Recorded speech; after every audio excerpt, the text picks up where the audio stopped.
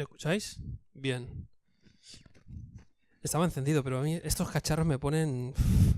Y la diadema me siento como un droide estos de la Guerra de las Galaxias. Pero bueno, es una bendición estar aquí. Mi nombre es Alberto, soy un híbrido. Nací en Jaén, en Úbeda, crecí en Torrejón de Ardoz, Madrid. A los 11 años, mi padre, que se convirtió en Madrid, se muda a Estados Unidos a plantar una iglesia latina en el norte de Alabama. Allí conozco a mi esposa Ashley y me la ligo, se enamora de mí, nos casamos. Así suele suceder estas cosas, ¿no? Y allí me formo en el ministerio, en el pastorado, en el norte de Alabama, y hace 10 años nos mudamos a España con la visión de plantar iglesias. Y hace 7 años que llegamos a Sevilla, mi esposa y yo, con 2 niños, ahora tenemos 3, nos ha nacido un sevillano allí en al lado de en el Virgen de la Macarena, en el Hospital Virgen de la Macarena. Y nada, empezamos una iglesia hace 7 años. Esa iglesia, por la gracia de Dios, ahora ha empezado 2 iglesias más, una en el barrio de la Macarena y otra en el barrio de Torreblanca. Entonces, nuestra iglesia tiene un amor, una pasión por la plantación de iglesias. Y entonces, cuando nos enteramos de que esta iglesia iba a nacer, nos intentamos implicar como podíamos, y principalmente ha sido por medio de la oración. Pero Dios ha querido que ahora sea una relación más estrecha con Javier. Y Javi y yo somos un peligro cuando estamos juntos. Si os contase historias, tendríamos que renunciar del ministerio. Así que no las contaré. Muy bien, pues vamos a estar hoy en el libro de Hechos, capítulo 2. Hechos, capítulo 2. Ahora, no me considero un gurú de la plantación de iglesias, pero llevo lo suficiente como para ver algunos patrones en las plantaciones de iglesias. Y también he participado indirectamente en revitalizaciones de iglesias. Y veo un patrón, y el patrón es el siguiente. Y es que una buena parte de los plantadores, las personas que van a plantar iglesias, nunca llegan a comenzar iglesias. Es muy interesante. Soy parte de algunas redes de plantación de iglesias, y lo que suele suceder es que una persona desea plantar iglesias porque es algo... Si eres un emprendedor, si te gustan los startups, a veces suena muy guay, ¿no? El decir, oye, voy a empezar una iglesia. Y por la gracia de Dios, algunos de esas familias pasan por filtros y vemos que tienen un deseo, pero a lo mejor no un don de plantar iglesias. Pero bueno, los que sí llegan a despegar comienzan con un gran celo a predicar el evangelio, a hacer discípulos. Al poco tiempo, la congregación crece lo suficiente como para llenar un local, y lo que suele suceder en ese momento es que las iglesias pasan a lo que yo llamo modo supervivencia. Modo supervivencia. Es decir, vamos a asegurarnos de que nadie salga ni que nadie entre en la congregación, ¿no? De repente, la misión de la iglesia es mantenerse viva, sobrevivir. El celo evangelístico desaparece. La iglesia se convierte no en iglesia, sino en una especie de evento donde se reúnen domingo tras domingo. Las relaciones son extremadamente superficiales, priman las posiciones en las iglesias, priman las opiniones y las tradiciones, y en cuanto la iglesia comienza a presentar estos síntomas, esta iglesia ya ha comenzado a ir a declive. Es cuestión de tiempo que comenzarán las divisiones y una muerte anunciada. ¿Cuántos hemos visto esto? Hemos sido parte de alguna iglesia donde esto haya sucedido. La razón por la que esto sucede es realmente básico. Las iglesias comienzan a morir cuando se olvidan lo que son, cuando pierden su identidad. Y las iglesias comienzan a morir cuando se olvidan de su propósito, cuando pierden la misión. Entonces, hoy no tengo tiempo para desarrollar todo esto, pero sí que quiero hacer hincapié en lo que somos como iglesia y en lo que debemos hacer como iglesia. Es algo realmente básico, pero por alguna razón es fácilmente olvidado, ¿no? Para los que somos futbolistas, yo en mi tiempo de juventud fui un no muy buen futbolista, pensaba que lo era, pero recuerdo que había entrenamientos en que el entrenador nos ponía a hacer rondos muy básicos porque se nos había olvidado a pasar el balón. Algo tan básico, ¿no? Y como iglesia a veces lo más básico, lo que somos y lo que hacemos, se nos olvida. Entonces, ¿qué es la iglesia? ¿Cuál es su misión?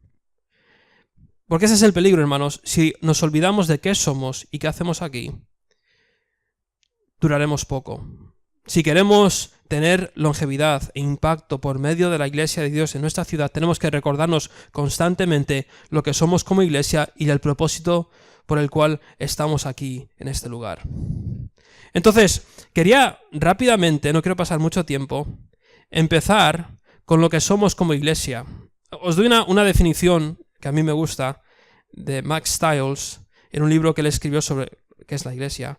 Y dice, la iglesia es una asamblea local de creyentes, ordenada por Dios, que se han comprometido unos a otros. Se reúnen regularmente, enseñan la palabra, celebran la comunión y el bautismo, practican la disciplina, tienen un liderazgo estructurado por la palabra, oran juntos y ofrendan juntos. La iglesia es más que esto, pero no es menos que esto.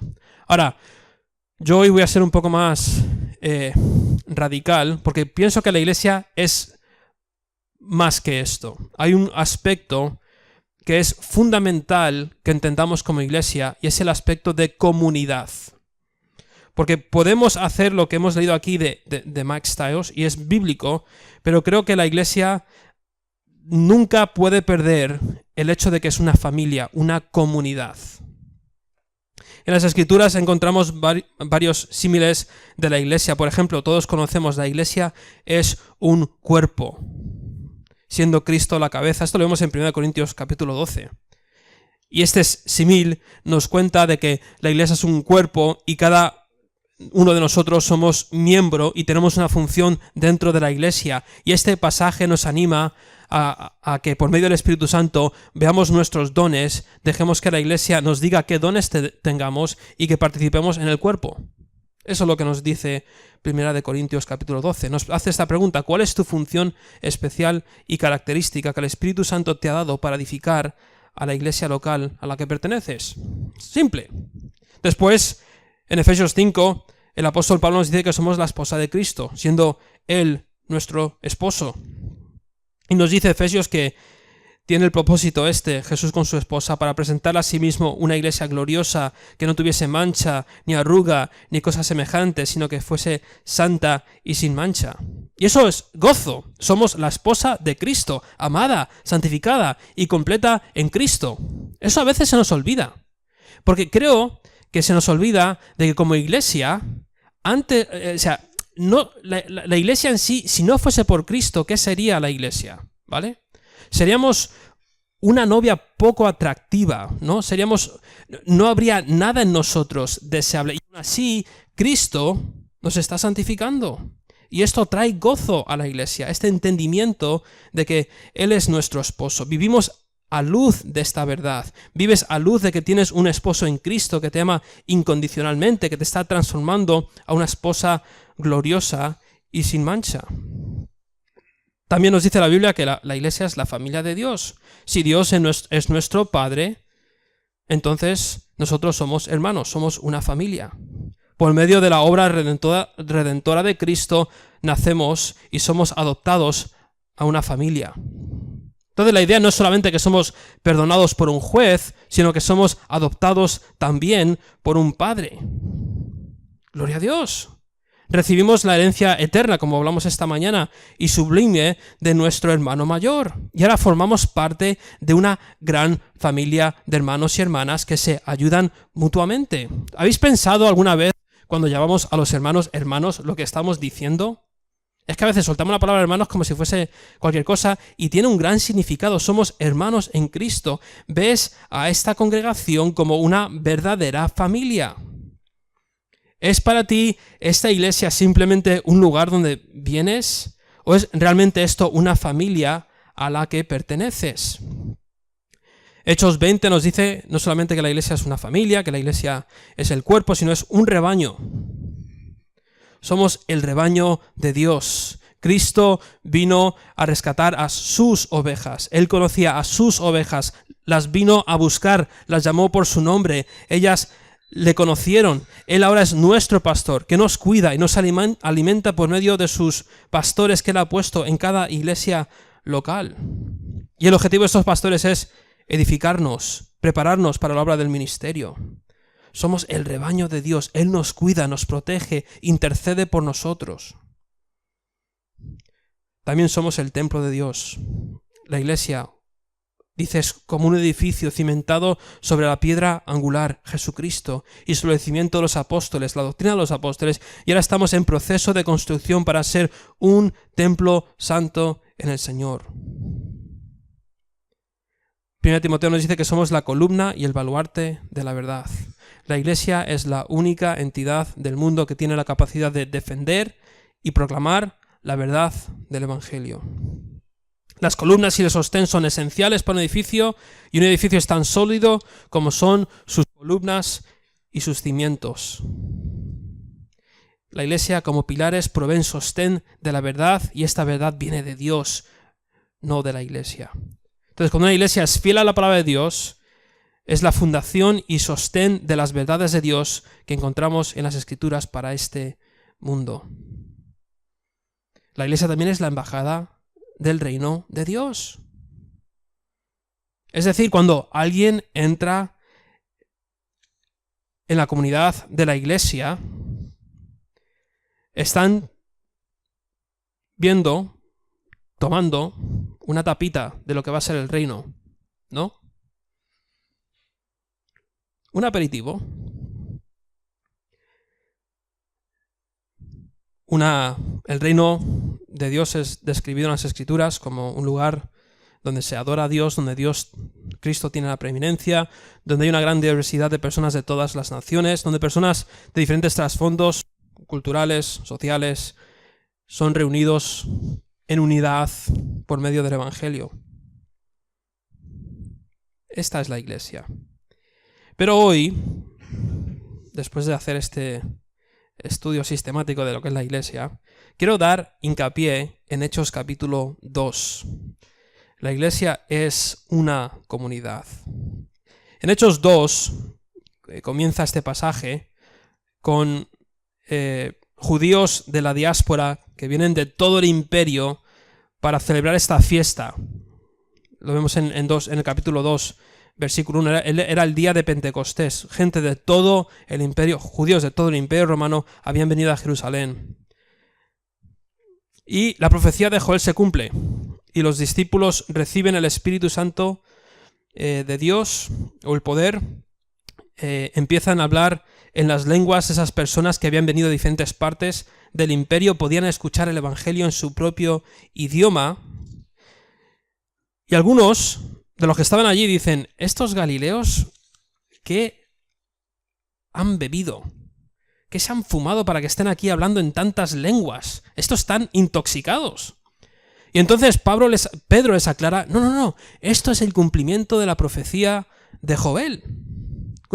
Cuando dijo: y en los posteros días, dice Dios, derramaré de mi espíritu sobre toda carne, y vuestros hijos y vuestras hijas profetizarán, vuestros jóvenes verán visiones, y vuestros ancianos soñarán sueños, y de cierto sobre mis siervos y sobre mis siervas en aquellos días derramaré mi espíritu, y profetizarán, y daré prodigios arriba en el cielo, y señales abajo en la tierra, sangre y fuego y vapor de humo. El sol se convertirá en tinieblas y la luna en sangre, antes que venga el día del Señor grande y manifiesto, y todo aquel que invocare el nombre del Señor será salvo.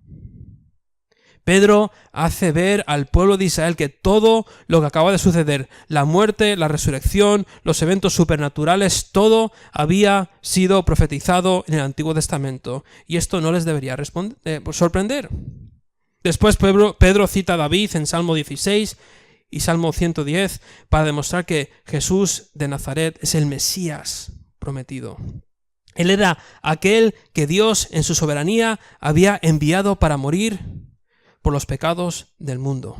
Como dice Pedro, entregado por el determinado consejo y anticipado conocimiento de Dios, prendisteis y matasteis por manos de inicuos, crucificándole.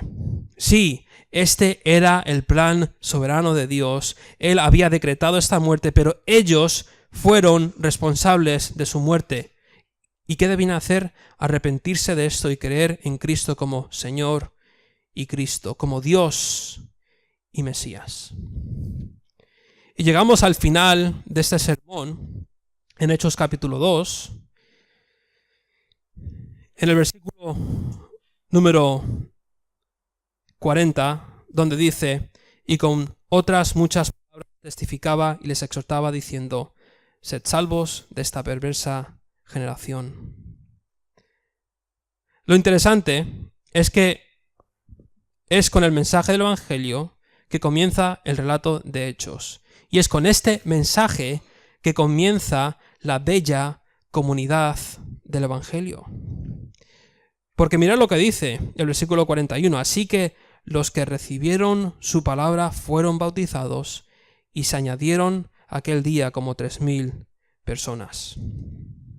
Entonces, la Iglesia comienza con la misión de la proclamación del Evangelio.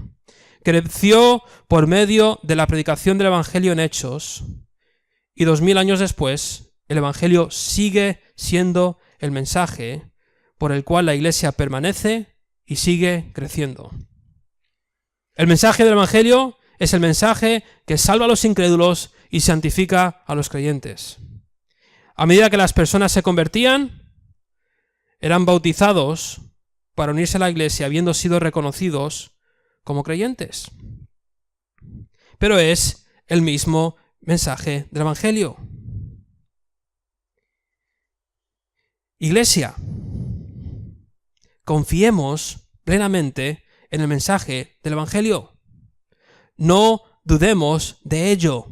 Cuando salgamos de este local y vayamos a las calles de Sabadell o a cualquier otro sitio, cuando mañana estemos en nuestros puestos de trabajo, en nuestros lugares donde estudiamos, no dudemos. El Evangelio tiene poder 2000 años después.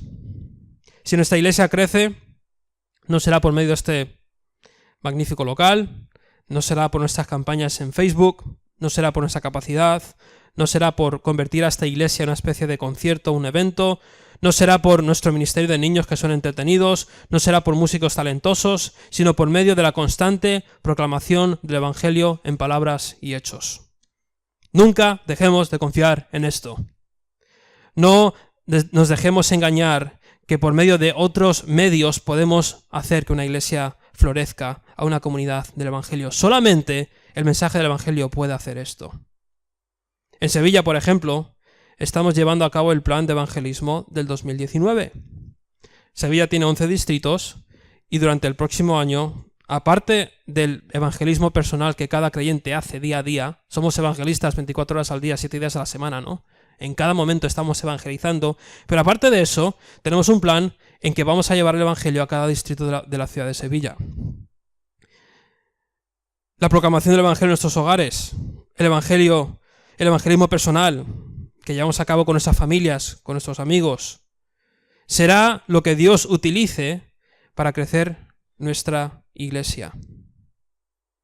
Entonces, iglesia, ¿cómo sé yo si realmente estoy confiando que el Evangelio es lo que va a convertir y transformar mi vida, la vida de mis familiares, mis hijos, mi esposa, mis vecinos, mi ciudad? O sea, lo podemos decir con la boca, ¿vale? Es muy fácil decirlo. Creo que el Evangelio es poderoso, pero ¿cómo sabemos realmente si creemos y confiamos que este mensaje es poderoso? ¿Cómo lo sabemos? Si realmente creemos que el Evangelio es poderoso, lo estamos proclamando en casa. Es el Evangelio el mensaje central en que creemos que Dios va a convertir y transformar a nuestra familia. empezando con la enseñanza del Evangelio a nuestros hijos. Estamos proclamando el Evangelio día tras día. A nuestros hermanos en Cristo, a nuestros compañeros incrédulos en el trabajo, a toda persona que se nos cruza. Es muy bonito decir creemos en el poder del Evangelio, pero lo que realmente demuestra que creemos en este Evangelio es si lo estamos proclamando. Es el Evangelio central en nuestro día a día, como lo fue en esta comunidad del Evangelio. Hazlo. Tiene poder. No tengas miedo, es dinamita. Salva a personas. Has salvado tu vida, has salvado la vida de muchos otros. Confía en el poder de la proclamación del Evangelio. Pide a Dios que te dé esa valentía cuando no la tienes. Yo te entiendo. Yo cuando voy a la puerta del colegio de los niños y veo ese océano de padres y dices, madre mía, ¿qué hago? ¿No? Se te ocurren cosas... es difícil.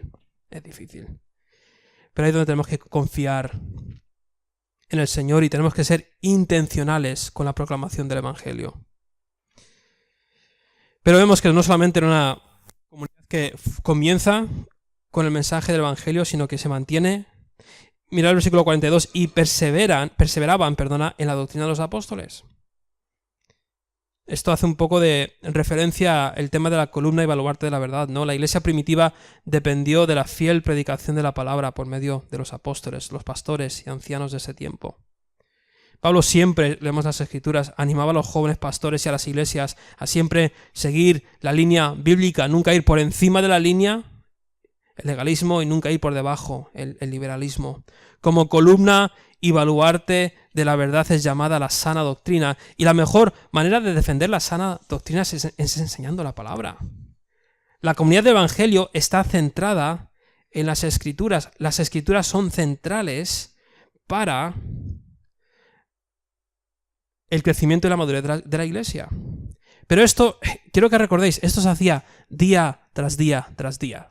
O sea, tú no puedes... perseverar es algo que haces constantemente. Continúas, aplicas la palabra constantemente.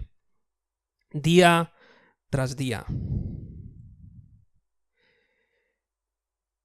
Entonces, iglesia, estamos estudiando la palabra, aprendiendo cada día más y más, poniendo en práctica la palabra, perseverando en estudiar la palabra, en aplicar la palabra unos a otros día tras día.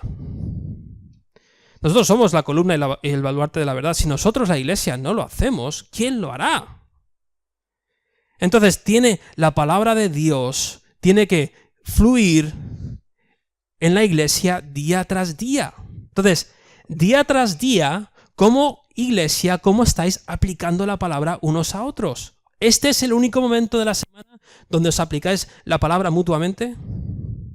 Porque si lo es, estáis en grave peligro. La palabra tiene que fluir en la iglesia día tras día. Sean quedadas espontáneas en una cafetería donde os sentáis con la palabra y la aplicáis a los corazones. Donde hermanos y hermanas se sientan, confiesan sus batallas, sus pecados y, hermano, te digo esto para que apliques la palabra. Ahí en Sevilla tenemos lo que llamamos la lectura bíblica comunitaria, donde hermanos y hermanas leen un capítulo de la Biblia juntos y, no voy a explicar todo el proceso, pero el hecho es que al final de leer las Escrituras y de rellenar un diario que ellos tienen, están en un grupo de WhatsApp de 4 a 6 personas donde dicen, oye hermanos, hoy lo estaba pasando de esta manera y la palabra de Dios ha sido aplicada de esta manera.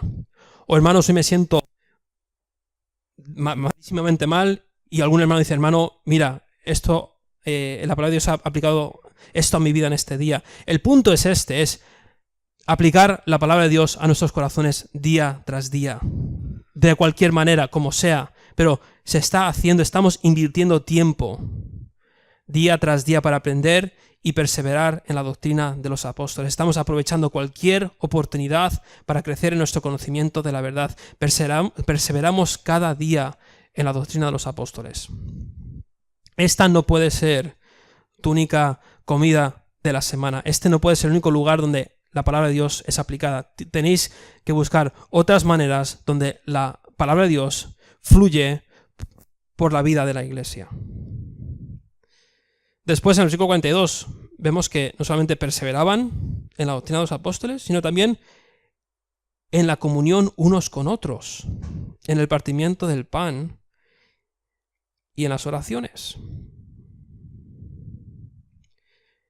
Entonces, la iglesia primitiva, no solamente aquí en Hechos capítulo 2, versículo 42, era conocida por una hospitalidad radical, por abrir sus hogares a los hermanos y a las hermanas de la iglesia. Tú lees las epístolas de Pablo y había un espíritu hospitalario admirable. Durante el curso de la historia, la comunión, la hospitalidad, el abrir hogares ha sido utilizado por Dios para avanzar el evangelio y edificar a las iglesias. Dios ha utilizado a comunidades, a hogares, no a eventos, a hogares, no a programas, a familias, no a organizaciones dispuestos a vivir en comunidad, practicar la hospitalidad y pasar tiempo alrededor de la palabra y la oración. En una era de individualismo donde priman los intereses propios, la iglesia es llamada a ser una comunidad que refleja al mundo lo que son relaciones transformadas por el evangelio. Cuando abrimos nuestras casas, estamos abriendo un lugar muy íntimo, ¿no? Normalmente vemos nuestros hogares como un lugar donde nos refugiamos, ¿no? de todo, donde podemos ser lo que somos sin preocupación de que la gente nos vea. Pero la hospitalidad es, por lo que leemos en las Escrituras, esencial para la iglesia. El abrir tu hogar es abrir tu vida. Hay una hermana, a lo mejor algunos la conocéis, se llama Rosaria Butterfield. Es una mujer que antes de su conversión era lesbiana y fue convertida en parte por causa de la radical hospitalidad de un pastor evangélico que le invitaba a ella y a su novia a cenar. Y en esas cenas, presuposiciones se destruyeron sobre el cristianismo, el evangelio fue proclamado y estas dos personas, esta pareja lesbiana, acabó creyendo en Cristo, dejando su vida homosexual. Y ahora esta hermana Rosaria está casada con un pastor evangélico y recientemente ha escrito un libro titulado El Evangelio viene con una llave de casa. Y en ese libro dice: la hospitalidad ordinaria radical es esto: utilizando tu hogar diariamente para buscar que extraños sean vecinos y vecinos familia de Dios. Yo animo a la iglesia en Sevilla a esto: cada uno de nuestros hogares es un centro de operaciones del evangelio. Utiliza tu hogar como un centro de evangelismo y discipulado. Abre las puertas de par en par, invita a extraños y conocidos a que vengan y compartan del compañerismo, de la oración y de la palabra. Una de las mejores conversaciones que he tenido en mi vida, los momentos donde he sido discipulado de maneras más radicales, no ha sucedido necesariamente desde el púlpito, sino sentados alrededor de una mesa, donde hemos compartido, abierto nuestros corazones, donde nos hemos vuelto vulnerables y hemos confesado nuestras cargas y hermanos han aplicado la palabra en esa mesa. Entonces, iglesia, hermanos, hermanas, ¿qué es tu hogar? ¿Un refugio para tu familia o un centro de hospitalidad, comunión y misión? Es común, es cultura en esta iglesia el practicar la hospitalidad. Es algo que se hace recurrentemente. Por lo que vemos en las Escrituras, el Evangelio crea hospitalidad. Es un fruto de un creyente. Recordad a Lidia. ¿Qué es lo primero que hace Lidia en Hechos capítulo 16? ¿Os acordáis? Pablo va allí, evangeliza en un río. Lidia, una mujer emprendedora, podría ser una mujer soltera, no sabemos, pero con una casa bastante grande. Y ella insiste en que después de su conversión, Pedro vaya ¿a qué? A su casa a estar con ellos. Y al final, en Hechos 16, cuando se convierte el carcelero, ¿dónde están reunido, la iglesia, en casa de Lidia. ¿Qué hace el Evangelio? Abre nuestros hogares. Entonces practicas hospitalidad, vives en comunidad. Es tu casa una casa de evangelismo y de discipulado. Después en el versículo 43 seguimos leyendo: y sobrevino temor a toda persona, y muchas maravillas y señales eran hechas por los apóstoles. Y todos los que habían creído estaban juntos y tenían todas las cosas en común. La belleza de la iglesia primitiva es que une a lo que el mundo piensa que no puede unirse. Leemos en las epístolas del Evangelio que une a ricos y pobres, a esclavos y libres, a hombres y a mujeres. Allí en Sevilla hasta une a sevillistas y béticos. Es impresionante. La belleza de la iglesia que leemos en las Escrituras es que da unidad no solamente en un lugar geográfico, un montón de gente reunida de diferentes trasfondos, sino que de repente personas empiezan a unir metas. Personas que antes tenían metas individualistas, ahora su meta es Cristo. Personas que antes tenían como meta el éxito profesional, ahora su único deseo es la extensión del Evangelio. Personas que antes tenían como meta amontonar dinero, ahora desean invertir su dinero en la extensión del Evangelio. Personas que antes tenían como meta la fama, ahora viven en unión por la fama de Cristo. Personas de todo ámbito unidos por una persona, por una misión y por una comunidad. Entonces el Evangelio crea esto. Cuando predicamos el Evangelio rompe estas barreras que suelen dividirnos. Pero todo empieza con esto. Porque si no estamos unidos con esto, lo mejor es cerrar e irnos. Estamos unidos en lo que significa ser iglesia y cuál es la misión de la iglesia. Eso es lo importante. Si tú no crees que la misión de la iglesia es esencial y no crees que la proclamación del Evangelio, el hacer discípulos, el plantar iglesias, sea parte de la misión, si tú crees que la misión es el Evangelio social o cualquier otra cosa, la iglesia no va a avanzar. Tenemos que dejar que las Escrituras definan lo que somos como iglesia y cuál es nuestra misión. Someternos al reinado de Cristo y dejar que Él determine lo que somos y lo que hacemos. Estamos dispuestos a unirnos en comunidad, en practicar la hospitalidad, en predicar el Evangelio cueste lo que cueste, en estudiar la palabra, vivir en oración, en hacer discípulos de todas las naciones, en enviar a obreros a todas las partes del mundo donde el Evangelio no ha sido predicado. ¿Podemos unirnos en eso? No, pero ¿puede el Evangelio formar y romper ídolos en nuestras vidas para que tengamos esta unidad? Por supuesto que sí. El Evangelio crea una comunidad unida. Es cuando perdemos nuestra identidad y nuestra misión que otras cosas empiezan a distraernos y a dividirnos de lo que nos une, el Evangelio y la misión. Y mirad qué radicales eran en el versículo 45. Y vendían sus propiedades y sus bienes y los repartían a todos según la necesidad de cada uno. Esto me suena como una hippie, ¿no? Pero era la realidad de la iglesia de Hechos 2. El Evangelio crea una comunidad que se sacrifican los unos por los otros. La iglesia primitiva fue conocida porque, a pesar de ser pobre, fue extremadamente generosa.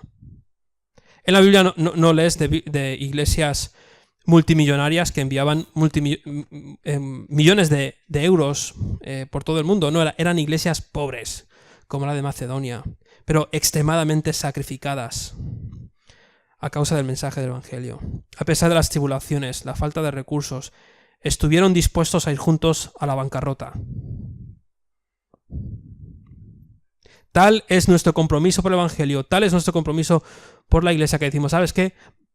Si nos vamos a ir a bancarrota, vayamos juntos. Qué bella familia, ¿no?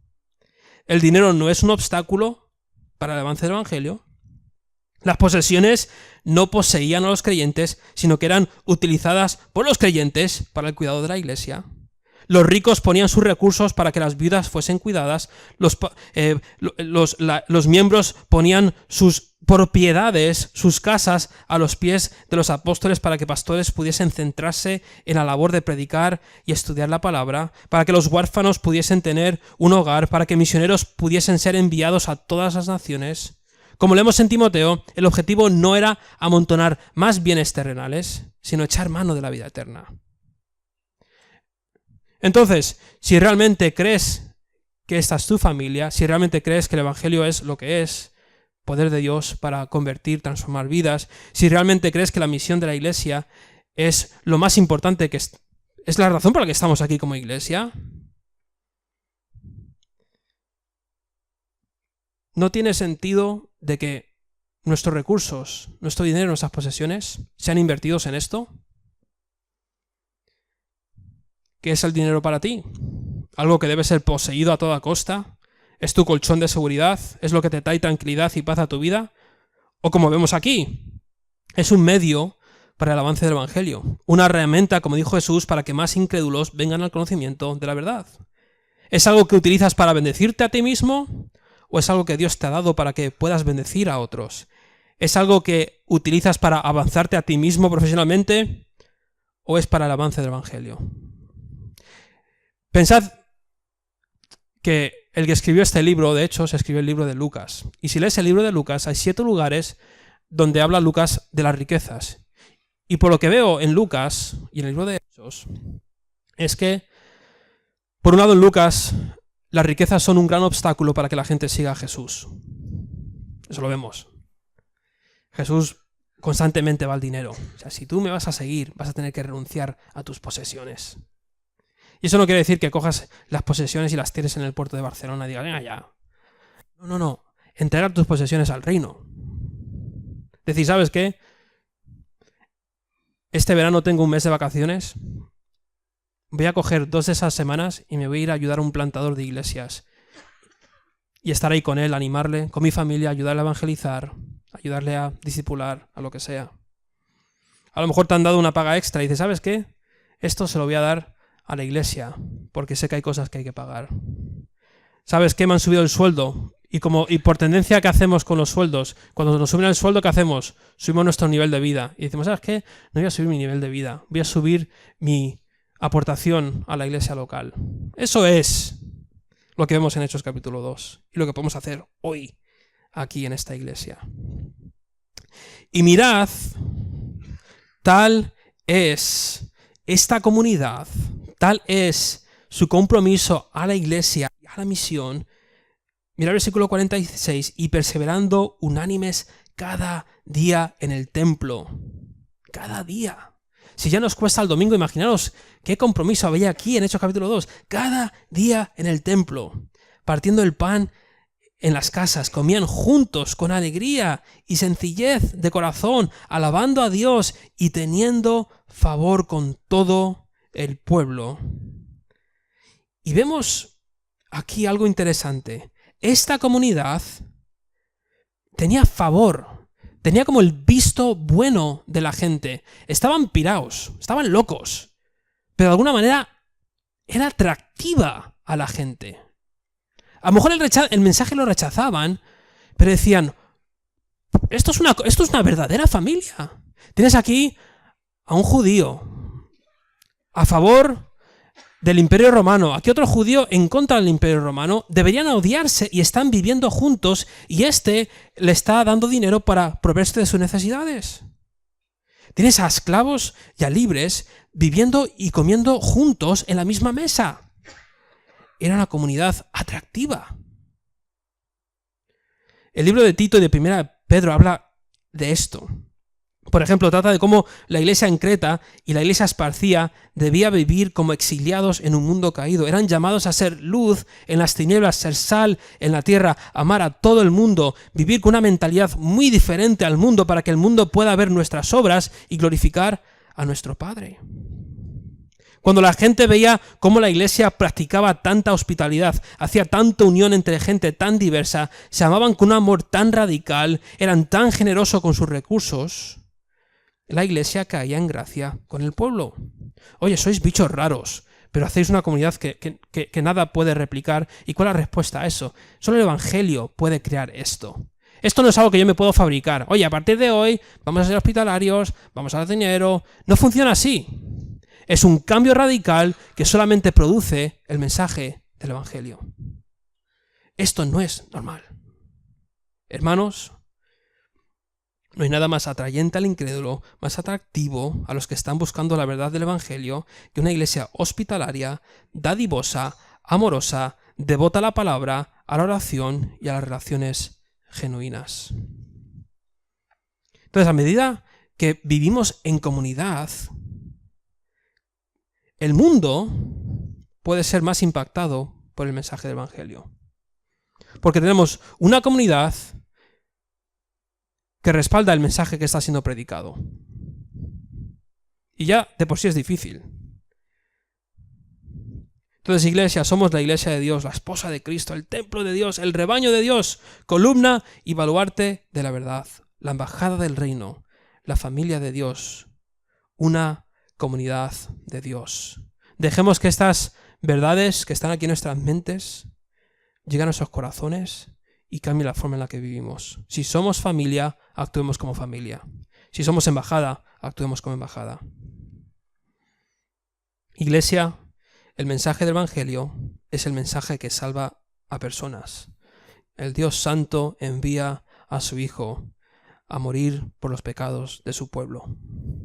Personas incapaces de salvarse a sí mismas son redimidas por la gracia de Dios. Personas que antes intentaban por sus obras salvarse a sí mismos, confían, descansan plenamente en la obra de Cristo para su salvación. Confiemos y proclamemos este mensaje. Con valor, con denuedo, como lo hacía la iglesia de Hechos. Y el mensaje del Evangelio es el mensaje que crea una bella comunidad. A medida que vamos predicando el Evangelio a nosotros mismos, Dios va creando hospitalidad, unión, dadivosidad, perseverancia, amor, sacrificio. No sé en qué aspecto tú dices, ¿sabes qué? No soy hospitalario, en absoluto. Mi casa es un refugio, no quiero que entre nadie. No te pido que hoy hagas una locura y digas, venga, todos para casa. No, te entiendo. Pero sí que puedes orar y decir, Señor, ¿sabes qué? A mí me cuesta ser mucho hospitalario. Me acuerdo en Sevilla un día prediqué de la generosidad, no me acuerdo de qué pasaje, y después del culto, un hermano se me acercó y me dijo, Alberto, te quiero dejar dos juegos de la PlayStation. Y dije, ¿en serio? Dice, mira, yo nunca he dejado un juego en mi vida. Me cuesta tanto dejar a la gente cosas y quiero que aunque no los juegues, lo jugué, aunque no los juegues, quiero que te los lleves a casa, porque para mí esto es un gran sacrificio. Y los cogí. Y eso puede parecer una chorrada, pero para él fue una gran batalla. Entonces, oras, Señor, mi casa es un refugio, mi casa es para mí, soy tacaño con mi casa. Ayúdame, Señor, a partir de hoy, obra mi corazón, voy a confesarlo, confiésalo a hermanos, soy sincero, me cuesta mucho ser hospitalario, orar por mí. Y que la gente empiece a aplicar la palabra a tu corazón. A lo mejor es el tema del dinero, sabes que soy muy tacaño. Para mí, la cuenta en el Sabadell a 200 euros me da tranquilidad, pero en cuanto la veo a 5 euros ya me pongo nervioso. Es un ídolo en mi vida, hermanos. Ayudarme con esto, porque sé que el Evangelio demanda generosidad. Si Dios entregó a su Hijo por completo por mí, cuando yo no lo merecía, ¿cómo no voy a entregar mis recursos a Él?